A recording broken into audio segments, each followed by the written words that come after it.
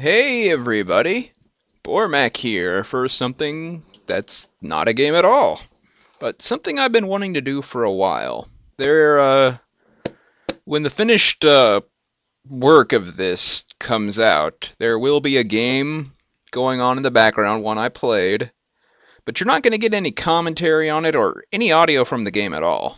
What instead you're going to get is this, me talking.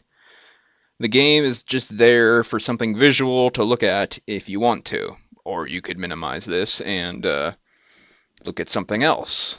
It doesn't matter to me. What I'm going to be doing here is reading a book. Yeah, this is something I've been wanting to do for a while and something that was suggested by a viewer or two. Apparently some of you like my reading voice. Who knew? So, you probably didn't know this about me, but I'm a pretty avid fan of Terry Pratchett. I've basically got all his books. The only ones I'm missing are some that I loaned out to friends that were never returned to me. For shame, not returning loaned books. Anyway, I'm going to be cutting these up by chapter. I'll probably just read one tonight because,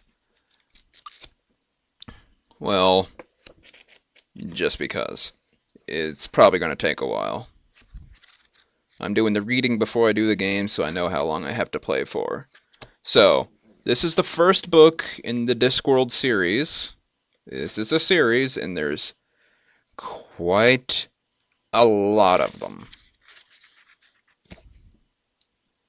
I'm going to be trying to read them in order, but really there is no order. You can read them in whatever order you want, but I'm going to read them in published order. I'm pretty sure The Color of Magic was first. I'll look up a little more later.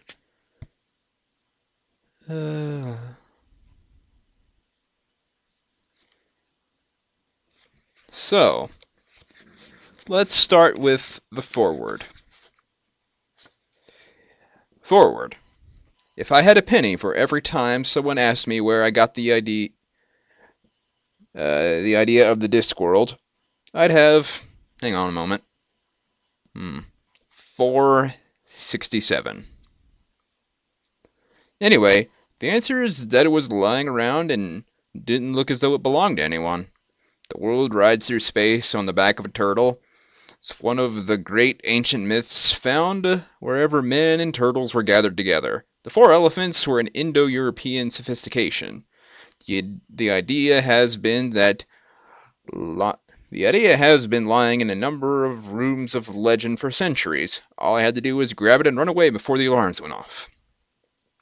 Since this is a reprint by popular demand, gosh, of the first book in a series that will eventually contain at least 10, way more than 10, there's a very good chance that you already know what happens after this book, which is more than I did when I wrote it.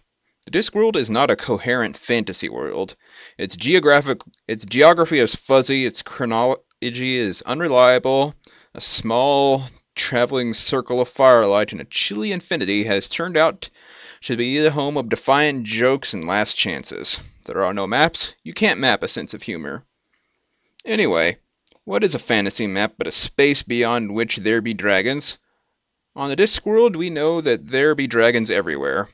They might not all have scales and forked tongues, but they be here all right, grinning and jostling and trying to sell you souvenirs. Enjoy!